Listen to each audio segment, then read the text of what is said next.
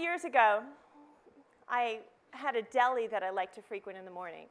I'm a creature of habit, so I would go through phases where I would get the same breakfast every morning, and I was in my phase where I was having egg whites and cheese on a whole wheat bagel.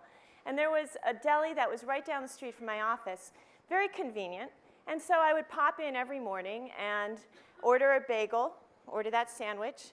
And after going there for a couple of days, I started to realize there was a very specific way you were supposed to order your sandwich from the grill.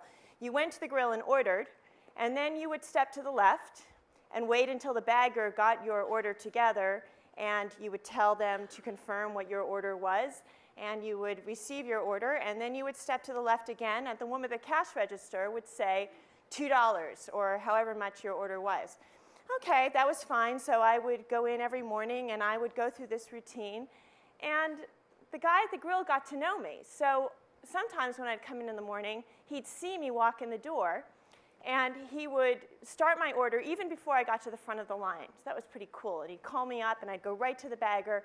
But then I'd step over to the register, and the woman would still just say $2. I couldn't get her to look at me or smile at me. I just kept getting this same very cold reaction every morning. And I thought, well, this isn't going to do for me. That doesn't work. I like coming here. It's convenient. The sandwich is good. It's really easy. The guy at the grill knows me. I'm in. So I've got to get this lady at the register turned around. So I went in one morning, and I had my $2 in my hand. And I walked over to the grill. The guy saw me coming. He got my sandwich ready. I stepped over to the bagger. They handed me my order. I stepped over to the register, and the woman said $2. And I just stood there, very still. And I guess because I wasn't rattling around in my bag or in my pockets, no peripheral vision movement going on, she finally picked her head up and she looked at me for the first time in the several weeks I'd been going there. And I said, "Good morning." And I smiled at her, and I handed her my $2. Went on my way. The next morning I came back, and I did the same thing again. Ordered my sandwich, waited for the bagger. $2. I stood there. She looked up, "Good morning," and I handed her my $2. The next morning, and the next, and the next. 3 months later, I walked in the door of the deli, and as I walked in, I could feel her looking at me. I knew she saw me. And I got my sandwich, and I went over to the bagger, and I got up to the register, and she was looking at me, and she said, "Good morning." And I thought I had just accomplished the greatest feat ever. I got this woman. I won her over. It was about a week later when I went in with my daughter for the first time, who was 10, so she came up to about here on me, and she said, "Oh my God, you have a daughter that old?" And I thought, "Oh my God, we're friends. This is amazing." A very simple story to demonstrate a really important concept. Superior products are not enough to make it in this marketplace today. There are a lot of organizations that make really, really great products. But if the experience that we wrap around the products is not one that's compelling, if we don't provide people with an experience that makes them want to come back over and over again, if we don't get people talking about our products, tweeting, talking about it on Facebook, using all of the social media, if we don't get them recommending us to friends, we lose market share. So the best way to get people to come back to you over and over again is to create an all-encompassing experience.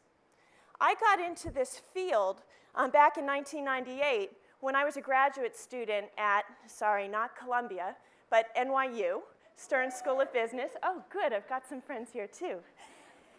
And I was studying organizational behavior, doing a Ph.D. on organizational culture and how people could be a source of competitive advantage for an organization.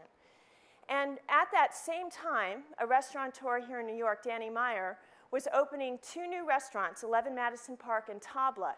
And as he was opening these restaurants, there was a lot of media coverage talking about how Danny had revolutionized the restaurant industry, that he changed the way people felt about this industry.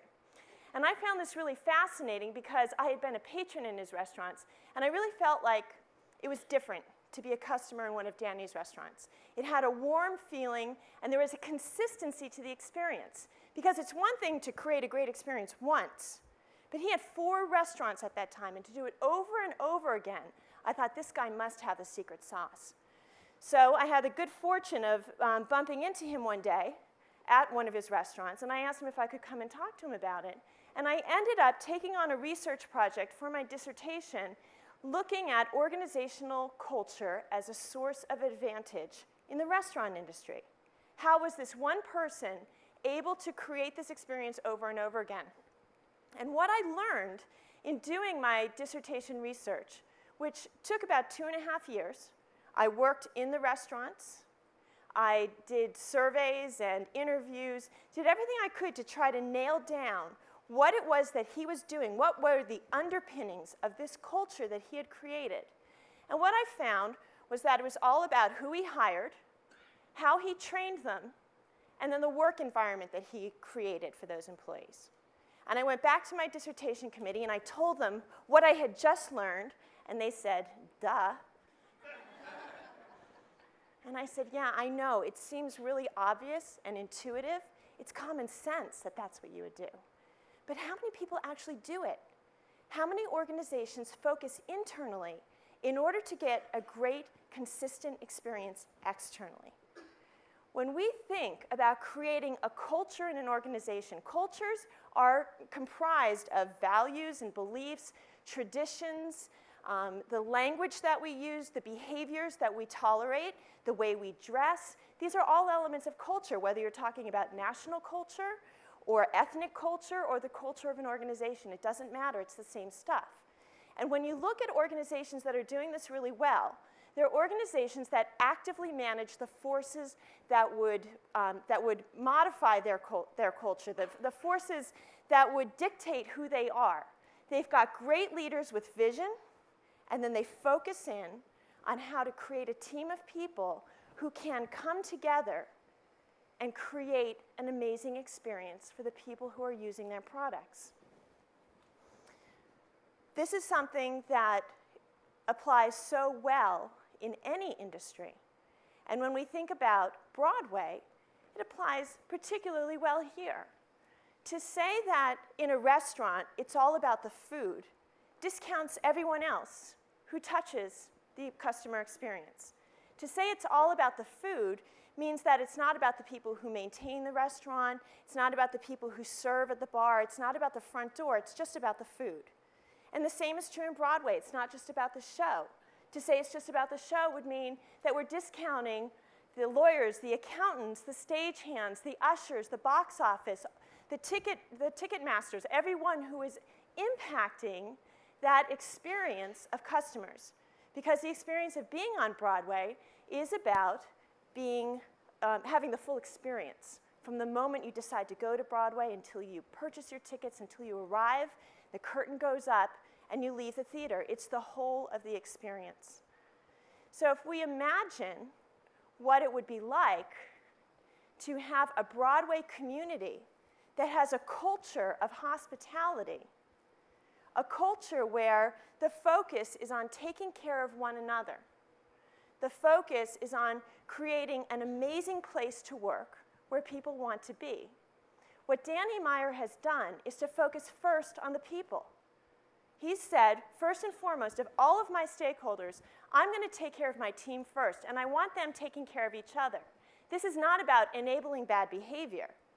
This is about holding one another accountable to the highest standards of superior products and simultaneously balancing that with mutual caring and respect that leads to a team of people who are passionate, excited, they're the best at what they do, and they want to do it together to create an amazing experience for other people.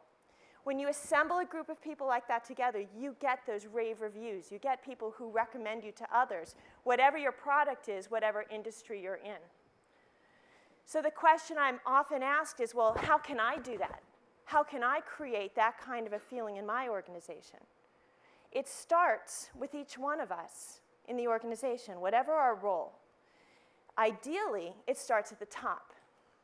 The organizations that do this best are those that are able to lead from the top and embody the very behaviors that they want to see in their culture. Because culture is actively created. It's also passively created.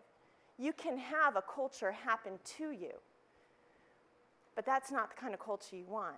You want a culture that you have determined what the core elements are. What do you want this place to feel like? What do you want the values to be?